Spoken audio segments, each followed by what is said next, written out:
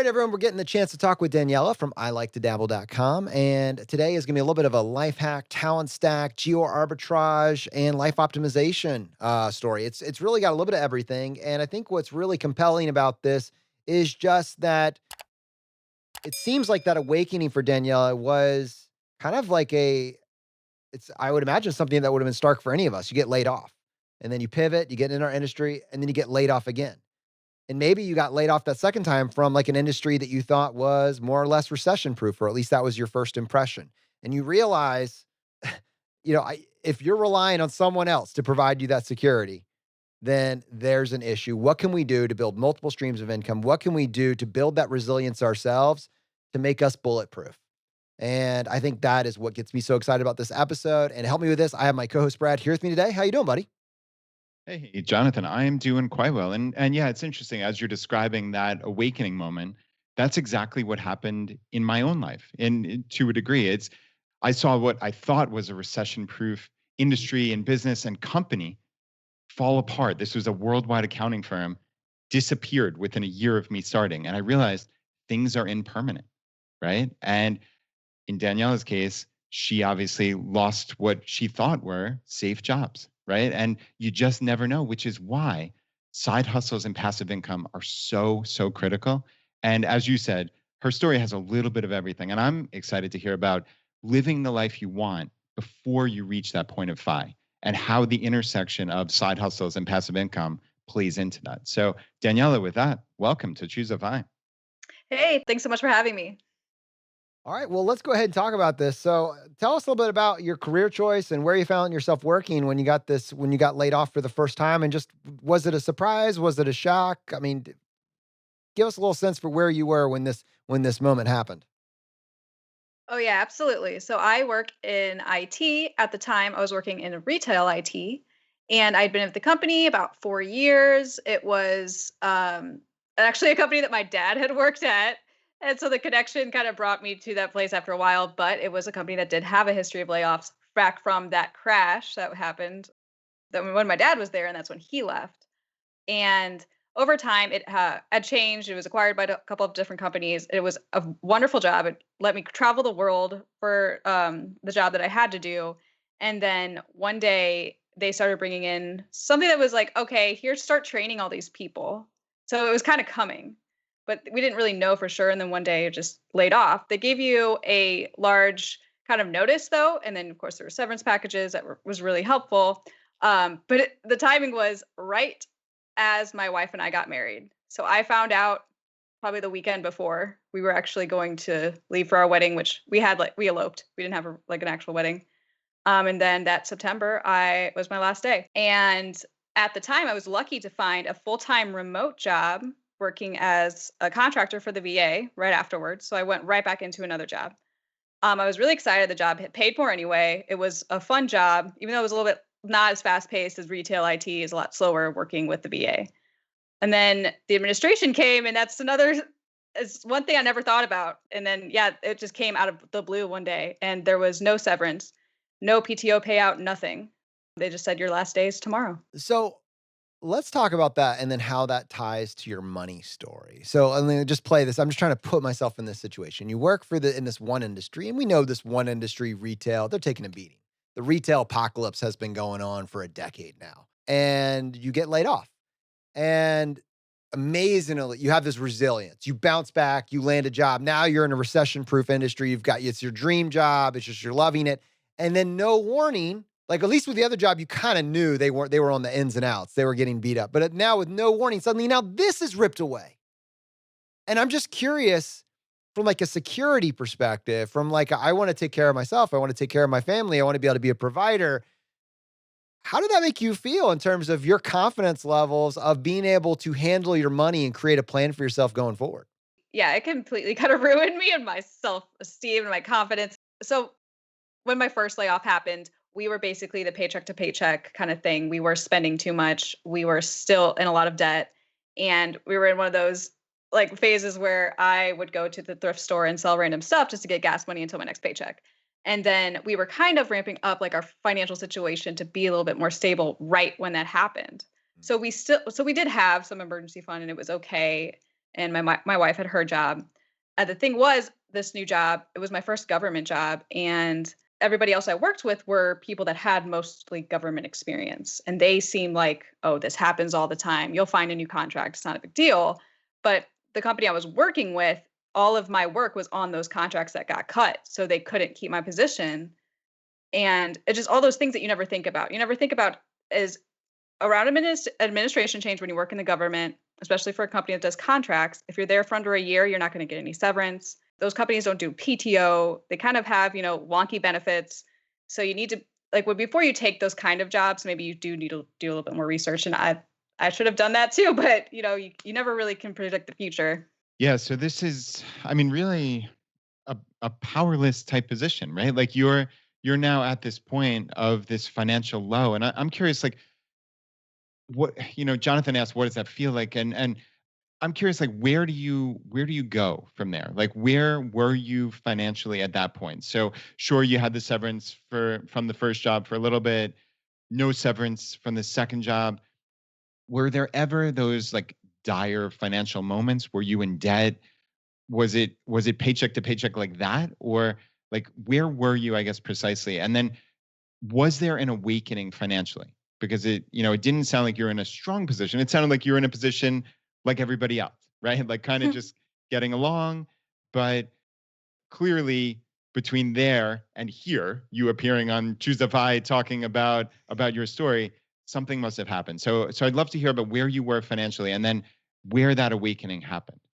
Well, first, after a breakdown, I had my wife to kind of talk me down. And then we did look at our finances, and she's like, hey, look, we have enough money. It's not going to be a problem. I was like, I need to make sure that I am somehow contributing to my own financial burden, which is my debt. And I didn't have another job lined up. So, I mean, from there, we looked at the emergency funds that we had. Thankfully, for that severance from the first layoff was still there. And me not taking the advice from my parents to be like, take time off, you have severance, you'll be able to use that. Good thing I did jump into that job and keep the severance as emergency fund, because that really was, helped me kind of keep sane and motivated to look for a job right away, as well as take on, some freelance work in between to keep stable in my mind at least. Now that's actually interesting because, your brand is I like to dabble. And before this, you just had two jobs. We're not really talking about a whole lot of side hustling. And now for the first time, we're talking about freelancing here. I'm curious, like, was this a skill set that you had already developed? Did you already have a base of clients to reach out to? It sounds like you were able to, at least from your perspective, help with your side of the finances by doing some freelancing. How did you go about reactivating those clients and building up your body of work? Yeah, so I had experience freelancing actually after my first job out of college, and it was with a client that I'd worked with at that first job. It was like non-compete kind of agreement violation stuff. It was just somebody that I knew. And at the time, I kind of just reached out to them via email and I was like, hey, do you need any WordPress development stuff done? I have some time open as I'm looking for a new job. Daniela, we talk a lot on the show about our talent stack, like the various skills that we've built up over a lifetime that while we might not necessarily be world class at, we're in the top, let's say 20% of each of these and these various skills. You just said WordPress. You said before you were in retail IT. So obviously there's an IT background. What type of skills have you built up to make you a more valuable employee or contractor? Like when someone would ask you, if I were to ask you, hey Daniela, like you may never have heard this phrase before, talent stack, but like what's in your talent stack? Like what makes you valuable that you've been able to build up all these streams of passive income? Yeah, so my talent stack isn't only technical. I have a strong artistic background and design background. They've mostly come from being self-taught, but I did minor in web design while I was in college. It wasn't anything that was heavy on the enterprise side, like people that are professional designers now, but it was something that did help me basically build up my talent stack and the different kind of IT jobs I've had over the years. I never had a job where I'm doing the same exact duties at every job or using the same code or like there's jobs that I had where I wasn't even a coder. I did for the VA, I was a database administrator. So it was something that was something I'd never actually done before for any job. It was just they were hiring for it, so I went for it. I was like, I have experience doing this for WordPress websites. How hard could it be for other stuff? Huh. So okay, that's fascinating. I just went for it. Like, tell me what does that look like when you apply for that job and when you interview? Like, what do you say with the background that you have of being okay? I'm kind of tangentially related here, but like, here's why you should give me this job. Like, tell the audience member like what they should be telling somebody on their next job interview. Oh yeah, absolutely. So the thing in IT is that a lot of jobs you kind of end up wearing a lot of hats. So something like database administration. Now there are jobs that are completely just database administration. But when I was working in retail IT, the position I had, I was doing so many different things. I was doing coding on their mobile app. I helped create stored procedures with the vendor for the app that we were doing. And I did a lot of intensive heavy work in the database because we didn't have database administrators because retail IT likes to do stuff lean because they don't have a lot of money. So I had that kind of a little bit of experience, even though it wasn't like heavy of full database administration, making sure that, you keep space in check and that kind of thing. And then with my own past experience with WordPress site databases, which are completely different because was doing MySQL database stuff and then my PHP admin stuff, which is this kind of way too technical talk. But when I went for that job at the VA, they first posted as like a system admin kind of job, but all the duties were like all over the place. And I was like, well, this kind of isn't that far off of what I was doing before. I'm going to go for it anyway. And then we were talking, and he's like, it's going to be really heavy database administration stuff. What's your experience in database administration? I was like, so I just told him straight up exactly what I've done and all the different kind of scenarios I had to morph and just adapt to in my job previously with database administration. And the fact that I had that experience where not only working in the database, but I had the experience of working in that same application that the database is, connected to and the client and everything. So he's like, okay, we definitely need something like this because there's a lot of variables in this project that we're not sure of. So this experience is actually perfect for this. So I mean, when you're going for a job interview, definitely be upfront about all the experience you have. Try to think and write it all down before. You don't want to leave anything out because I mean, trust me, it's not going to be too much information for them. I think one of the things, especially if you're starting to internally use verbiage like a talent stack, is that you recognize your ability to learn anything you want to learn. Not that you're going to be in the top 1% of anything, but you're like, all right, I kind of see the common patterns between one type of business and another, the common needs that they all have. Like the actual process that they may use may be slightly different from one to one, but I understand where they want this to go. And I understand what I have now and what maybe one or two additional skills I might need to really be able to deliver for them. And that no longer seems overwhelming because the only reason I don't know it to this point is I just haven't had a selfish reason to lean into it yet. But I'll take what I have now. You'll get a ton of value. I'll quickly scale up in these two other reasons. And I know what your end goal is based on, all the common patterns I've observed at this point. So we'll get there really quick. And your confidence to like understand that will come through in an interview. And even if you haven't done this exact one thing, because you know what their goals are and you know what's going to get them there, you can get whatever job you want. I mean, that's kind of what I've kind of noticed myself. And I suspect for you, yeah, you hadn't done that exact title job before, but you flirted around it with all the talent stack that you've been building. This is not going to be a stretch. We got this. Oh yeah, absolutely. And when you're looking at jobs and they list all these requirements or all the different duties that you'll be doing, and there's like two, three, or four or five lines, you're like, I've never heard of that before. Still apply for it and still go for it because they're not looking for people that have necessarily experience in every single one of line items like that. They're looking for people that are willing to learn, collaborate with team members. Because I mean, every company and every job is different, and you're not going to walk in knowing absolutely everything to do the job that day, especially in IT. Yeah. No, that's so interesting. What you said about a minute or two ago, you said just be honest with them, right? Like that is just so critical. And I think so many people go into job interviews thinking they need to wow the person on the other side of the table that they are the number one subject matter expert in X. And that might simply not be what they're looking for, right? Which is actually really interesting. Like your ability to adapt was what they needed, Hmm. right? They didn't need the best person at just simply this narrow database management.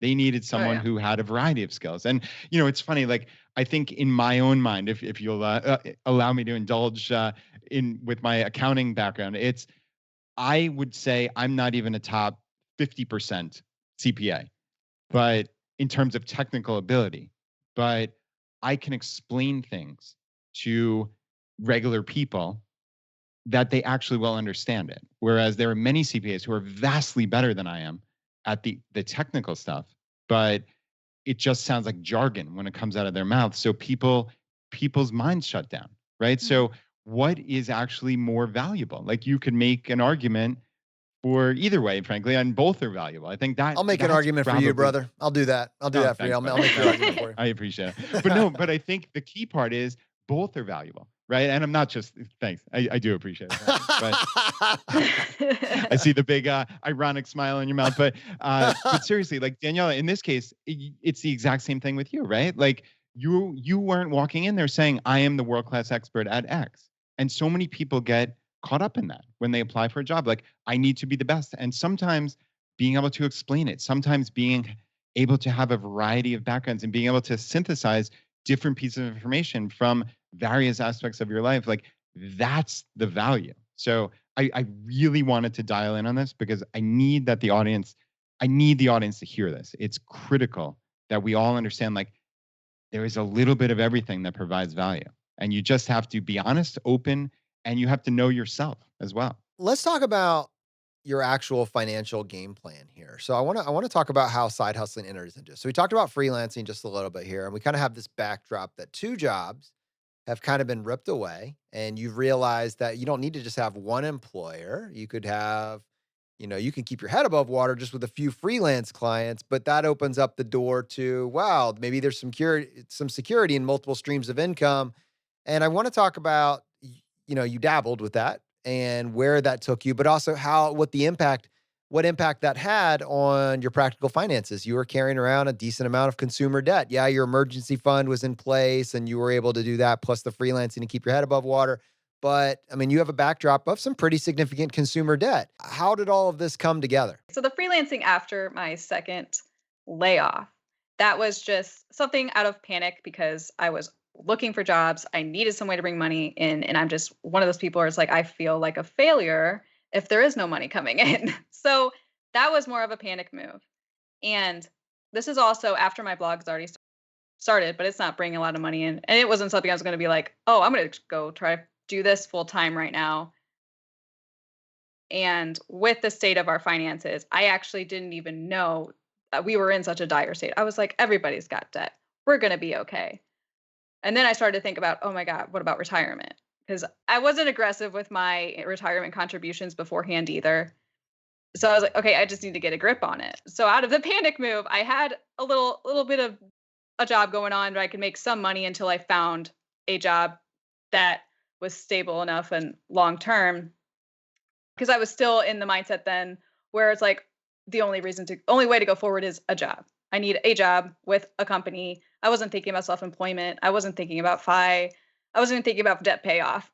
We weren't thinking about any of that stuff really, just besides like being comfortable with an emergency fund because we were still like that was the number one thing we always made sure we wanted to have from that first layoff. So what changed from panic mode? Don't really care about finances, just make sure we have an emergency fund, that I can sleep at night. That's what the emergency fund is basically giving me is the peace of mind was I found another job. And then I started reading up a lot on personal finance. With my blog at the same time, I was trying to like it was first going to be like a blog of our journey with kind of getting our financial ish together, but I stepped away from it for 6, 8 months and I just did a lot of reading and a lot of searching. Getting a job at a fintech company was kind of the aha moment, which is weird, but because it's the job that I eventually want to leave. But they're the ones that kind of gave me a lot of the resources to get our butts moving. So dabbling is a huge part of your identity. It's actually quite literally what you build a brand around on the internet. Like, what gets us from being blissfully unaware, kind of okay with our saving emergency fund and hoping that, we can just make it to the next paycheck to now having the bandwidth to say, I'm going to build out multiple streams of income and do so with an intentional path to get to financial independence. Right. So I've been dabbling basically since I started my career, since I was in high school, actually. It's always kind of been in the background. It's always been something I've done on the side. Um, and it was never something that I thought that I could utilize to create multiple streams of income, build actual wealth, invest, and even think about financial independence. I never even put two and two together until I started reading up and really educating myself on personal finance, reading stories from others, how they did similar things with creating multiple streams of income. And then I came to the realization where it's like, all right, I've always had these to fall back on. And if I didn't, what would have happened? And if I didn't have these, I probably wouldn't have been able to build half the skills that I have now, or even build the career that I was able to build now. And that really, that was probably the aha moment where it's like, all right, you're able to do this, this, and this. Why not create some sort of passive income stream, or build more passive income streams, build them up over time, and then I won't have to depend on all these different moving factors of jobs and layoffs. And then our future finally got clear about what we wanted to do rather than what we have to do. Wow. That is so cool. I mean, that is the story of Phi, right? Which is the power and autonomy are now on your side of the ledger. And what's interesting is you had this in the background since high school.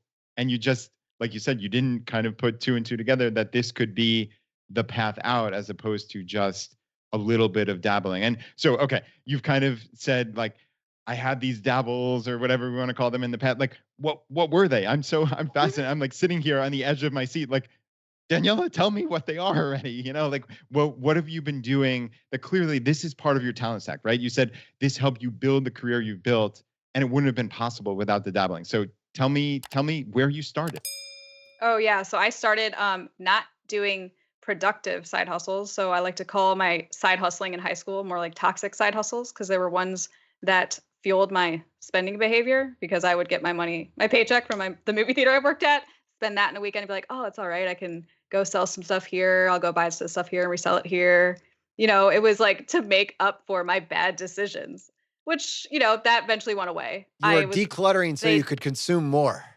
It's, that literally, it was like the most contradictive, high schooler behavior. I don't know what, but um and over time the side hustles kind of morphed into like fun things I was doing on the side that, oh, I can make money doing. Freelancing originally was just WordPress development stuff I was doing because I had left that first job out of college and I was waiting tables and I wanted more money. So I had found some freelancing gigs with somebody I had known from a past job. So over the years, from high school to now, I guess the different ones are like, so selling at thrift stores and thrift store flipping. That's probably the first one I've ever really known about, because that was from my own, I guess, compulsive shopping behavior that I used to have when I was in high school, which is so weird because I don't buy anything now. I guess like clothes wise and stuff I don't, but I used to all the time. That was the first one, and it's the one that we still do today. My wife is the expert in that one, and she resells guitars on eBay for wow. profit. Also uses other apps like Reverb for that. So reselling is a big one for us. And before reselling though, it was decluttering and selling, or just selling anything I could find. Freelance web development and web design. That was one of the early on ones. After college and after that first job. I've done other really weird ones. Like I bought PlayStations off of Craigslist, ones that I know that I could repair. A lot of like little minor repairs, and I would repair them and then resell them on Craigslist or eBay. I had did painting, so I am a self-taught painter, and I would go to concerts and do live painting and bring finished paintings with me, and then people would just come up and offer whatever they wanted. That was more of a fun thing. It was things that my friends and families went to anyways, and I could just go for free because I'd be like, "I'm going to paint at this. Is that okay?" And they're like, "Sure." Wow. Yeah, it's just a lot of really weird stuff. Just to clarify, one tiny little thing there. I wanted to go to the concert. My family and friends are going to the concert, and I took my artistic tools, paintbrush, easel, canvas, whatever it may be, and I brought that with me and said, "Hey, would you let me come paint this live event? Hashtag exposure, hashtag like probably, good thing to have about your event." And they would say, not only can you come, let us give you a free ticket. Is that what actually happened? Was there any sort of pattern there? I just want to clarify. You're building your talent stack. They're giving you free tickets. Am I missing something? No, so the only thing you're missing is these concerts aren't like huge concerts. Like they're not like Cardi B or Beyonce. I can't get into those for free, but they're like little concerts at little venues, the kind of venues that are like, there's a bar and a stage, maybe the same Yeah. ones that are at the improv places, little ones. There was like some couple artistic festivals for like either bluegrass or like EDM or kind of like just like I got chill you. music that would happen a lot outside. So I could go there and paint and get in for free. What I just So they want to would just give you clarify like the get in volunteer for I passes just rather than tickets. yeah, I just want to clarify the get in for free mechanism. How did that what was the actual exchange of value that happened there? Was it, "Hey, can I come paint?" Well, I don't quite understand how you show up with artboard, easel, and paintbrushes and you're in for free. I've just never seen that before. Is maybe you can help me with that. Yeah, so I would go into the actual venue beforehand. This is a couple of years before. We people didn't Instagram DM to ask for things back then. I had to actually physically go there. These are places that I knew that live painters went to anyway. I've been there in the past and I saw people painting live, doing different kind of things and doing like entertainment sort of things too. So I would just go up there and be like, "Hey, for this show on this date, do you have any room where I can set up for this amount of time?" And they'd be like, yay or nay, and then you get a volunteer pass. Okay. Something here, it's small, tuck it away, useful tactic strategy, maybe a little bit. Maybe it's known to everybody except for us, Brad. Everyone's like, "Oh yeah, everybody Well, it is a little pre-COVID too, so this is probably not something that is seen as much anymore. Nobody's seen as much anymore." Right. Nope. So, so you're a dabbler, and we mentioned several of them, not the least of which is I am a WordPress developer, and I've added value to companies by helping them do various things. And if I can do it for them, every talent stacker knows if you can do it for them, you can do it for yourself. And so there's that aspect. You can start building up this resilience for yourself, and you in fact have done this. And I'm curious now. You landed a new job. You're working for a fintech company. They're in a pretty resilient industry even during COVID. Most of the tech companies, except for WeWork, but they were calling themselves tech. Are they tech? I don't know. I don't know. But most of the tech companies doing pretty good right now. So you have some resilience baked in with your job currently. Having said that, if this job were to go away, contrast the position that you find yourself in now. You have this anchor of financial independence being a goal. You have, several years of traction now working towards this. And you have the side hustle, this underpinning of your resilience coming from your side hustles. How would you feel, and how is your situation different now compared to before if your job were to suddenly be ripped away? Oh, that's a good question. So the financial position we're in now is completely different. We have 1 year of emergency fund saved up. We have all of our debt is paid off. And we have both of us have side hustles that we run on the side that are still able to kind of run if we're not, actively doing them all the time. So if we were to lose our job, well, I guess if I were to lose my job, I my blog makes a third of what my income is at my full-time job. And I have avenues of areas I could reach out to probably add more work into that and definitely ramp it up if I need to. And then so having the skills and working up this side hustle of mine over the last 3.5 years it gives me an added sense of security if I were to lose everything right now. And it definitely goes to show you that if you start working at this now, which means don't go run out and start a blog by any means, don't do that. But like, look at your current job. Do they have free training that they offer? Maybe LinkedIn Learning, that's part of one of their benefits. Start building on some of the skill sets that you like doing. Don't try to force yourself on the ones that you don't like doing, or learn new ones that go well hand in hand with those. Definitely start reaching out to online networks. So that's a huge piece to my side hustle, is this huge online network I was able to kind of get into and build the relationships with people online that I know if I were to lose my job today, they can help me get more work. And some of these came from people within my own job, past freelance clients and people that I've just worked with. And now online Facebook groups, Reddit groups, Twitter is huge for networking. Definitely just go on Twitter, search through hashtags. And then other areas to find like free online learning for skills. Udemy is great for that. And Coursera has some free courses as well. Google Digital Garage, if that's, digital marketing or digital online stuff is your thing. Yeah, just start researching and just seeing what you can maybe transfer from your full-time job into some sort of just little side venture. Don't make it that it's going to take up another extra 8 hours of every single day. You don't want to burn out right away. Just kind of just start doing little things every day or every other day or every week. Danielle, I feel like we can do an entire episode on what you just said in the last 60 seconds. This is fascinating to me. So, online networking groups. Talk me through uh what do people do? Where do they start with that? What did you do specifically? Like there's something really here because you're talking about you're not doing this when you've lost the job and it's this oh no moment. This is you're laying the groundwork to create a network in times of plenty, if you will, right? When things are Mhm. good. Talk us through like how someone would go about that. Like what do you think the first one or two places would be to start? So I started with actually Twitter and I started messing around with the different hashtags. So I would look at like freelance developers or freelance, just freelance, or the writers community, since I did get into freelance writing after I started my blog, or like writers wanted. You just mess around with different hashtags. Of Huh. course, personal finance, since my blog is like personal finance, finding the personal finance Twitter community was because I looked at PF Twitter hashtag, and that's where a lot of those relationships came from. And I was on Twitter before, like really like Instagram or anything else, even though Instagram now is huge for networking and building relationships. And you could do that same kind of hashtag research on Instagram. I think this is an entire part of my talent stack that's missing. Like, so let me just context. I love Facebook groups. I get so much value if there's a skill that I want to learn, lean into the respective Facebook groups. I understand in theory in some sectors how LinkedIn could be particularly valuable for networking. Like I can just see it. Now, Facebook I use, so I understand the value there. I personally benefited from it in so many different areas of my talent stack. LinkedIn, I do not use.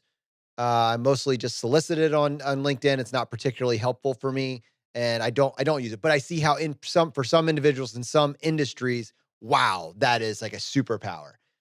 So I understand that. I have never, like literally until this moment in my life. Now I'm trying to really hype it up now, but this moment in my life, considered networking or finding jobs on Twitter or Instagram. It would never have occurred to me. And I'm beyond interested in one in like how you knew that was even a thing. And then two, what do you actually do? Are these DM like Twitter gives you 230 characters. Most of them are hashtags. Instagram gives you one link. And like I don't even know, I can't even fathom how you could practically build a strategy around finding a job and building like really is it just becoming friends with people who know things? I could see that on Twitter, maybe. But like Yeah. you tell me You more. just Like talk to people. you talk to people, you use your You characters just start wisely. talking to people. I mean, Twitter's just a bunch of strangers talking to people anyway. So you just start talking to people, jumping into things that are interesting to you. The reason I actually found the Plutus Foundation was Twitter. I started talking to them on Twitter, and now I'm one of their freelance writers because they reached out to me All right, via so Twitter. are there maybe industries like freelance writing specifically that lends like I'm just wondering, let's just play this out for IT specifically. I'm Yeah. interested in getting a job in IT. Would I go to Twitter for IT? Like, is that a thing? So I actually didn't I'm an old school IT freelancer where I found my first freelance gigs on Craigslist on under the gigs section. This is back in 2011, 2012. Um, Now I would find those on Facebook groups, like you said, Yeah. because there are a bunch of IT freelancer web development groups.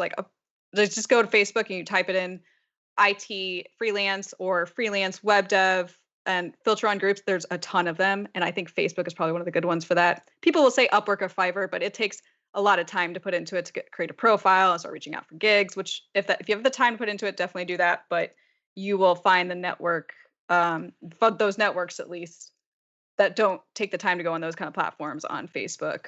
But yeah, for freelance gigs, Twitter is especially good. And then Instagram is just good for anything because people are expecting people to slide into their DMs, I guess, and their comments. And it depends on the kind of person, though, if they respond to you or not. But then also, people always post job openings for like their small business or their friend's small business or just people that they know. Like I found two communities through Instagram. One is the We All Grow Latina community, the Mujerista community. Oh, sorry, one more. Ladies Get Paid community. So they all have like different platforms they use for their community. There's Slack or like Mighty Networks. And there's one that like you just get the emails for all the updates of what's going on, and they'll post freelance jobs they know about, other jobs they know about, workshops for free workshops, free webinars for skill development, negotiation, all that kind of stuff. Do you think that based on a pattern you're seeing that freelancing is increasingly becoming an extended interview portal? Like, if you want to start getting access to some of these big companies that are looking for rock star talent, that potentially looking for a free, like I just noticed the pattern there. You got a freelance gig as a contractor. You were working as a contractor with a company. You were a rock star. They picked you up full time. And I'm just wondering if this is becoming increasingly ubiquitous, where these freelancing opportunities are available, they're being spread in mass. Like, is that something that people should really look at, even if they're not looking for freelancing, but they're looking at a gateway to get access to a great company? Yeah, so that's let me just first separate two things that you said there. You said freelance and contracting. So in tech industry here in Missouri, when they say a contractor, you work for that contracting company. You're not necessarily a freelancer. You're just representing the contracting company at that company that you're working at. Yeah.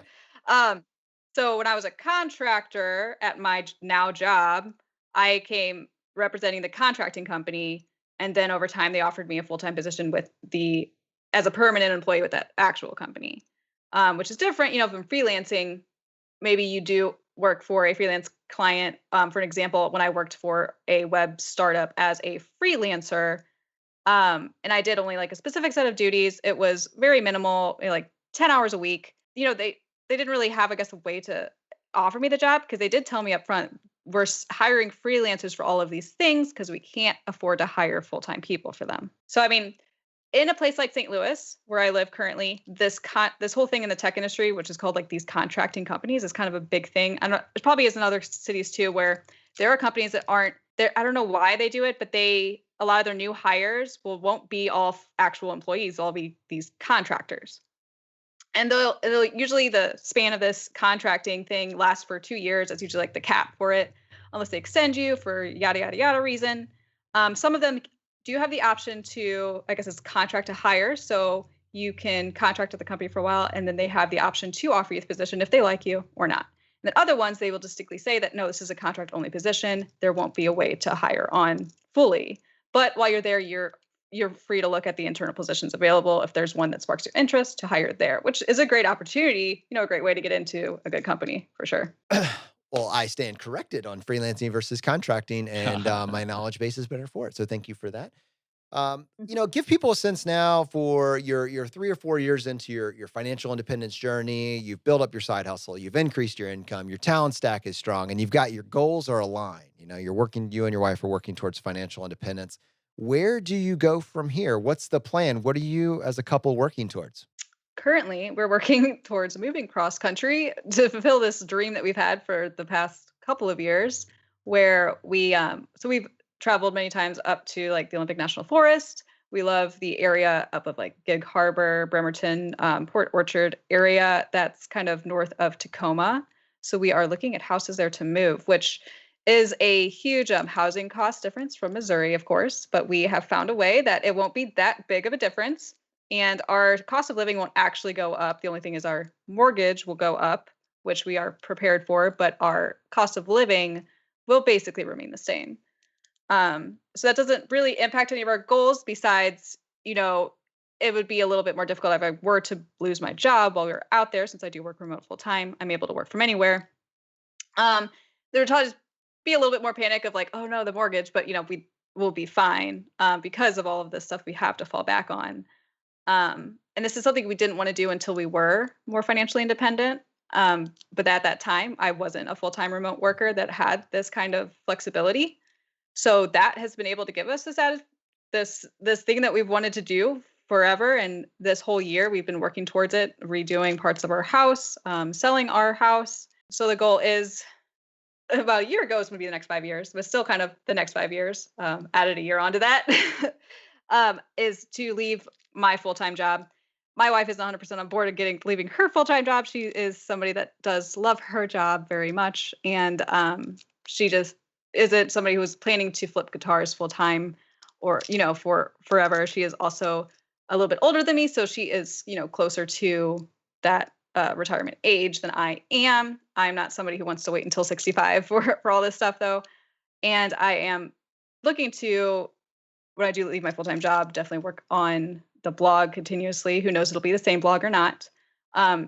Do freelance work, that sort of thing, and use our income from our investments. So this still kind of like, it's an evolving goal because it was different originally when we weren't planning on moving, but it's really important to us that, we've lived in the same city our whole life, and this is a place that we felt that we've always belonged at. So right now that's the big goal, and then we will tweak as soon as, we need to get definitely more comfortable and feeling like we're settled in our new space, and then we will reassess everything again to have like a clear goal of what we will do. So it's not like a clear like by this date, never work again. It's going to be flexible. Right. But that's the beauty of the path to FI, right? Is you can reassess and you're doing it from a position of strength, right? Things change and you realize, oh, this is really important to us to make this move, right? And you can do that from this position of strength, especially when you're full-time remote and you have all these side hustles. I mean, I absolutely love that aspect of the story. And there's no one size fits all for that path to FI. It's whatever works for you and your life. So I say bravo. I mean, I think that's wonderful. Thank you. So if someone's listening to this and they want to connect with you, they want to find out a little bit more about your story, what is the best way for them to do that? Yeah, so you can contact me through ILikeToDabble.com or find me on anywhere online, like Twitter, Instagram. I Like to Dabble. Just type it and you'll find me. And yeah, I definitely respond pretty easily to emails, DMs, whatever. I'm always there. I'm going to message you on Twitter. I can find out more about this finding gigs through Twitter. This is like shocking to me. I'm like, that was revolutionary. Yeah, if you look at the hashtag, for freelance writers, it's definitely a big one. I know for designers too. For IT, probably not so much, just because there's a couple of hashtags like writers wanted or I can see writers the threads for writers. I really can. I can see the threads for writers, but that is like or designers wanted. That's another one. Graphic designers wanted. Awesome. Well, Danielle, thank you so much for coming on the show today. Thank you so much for having me. This was fun.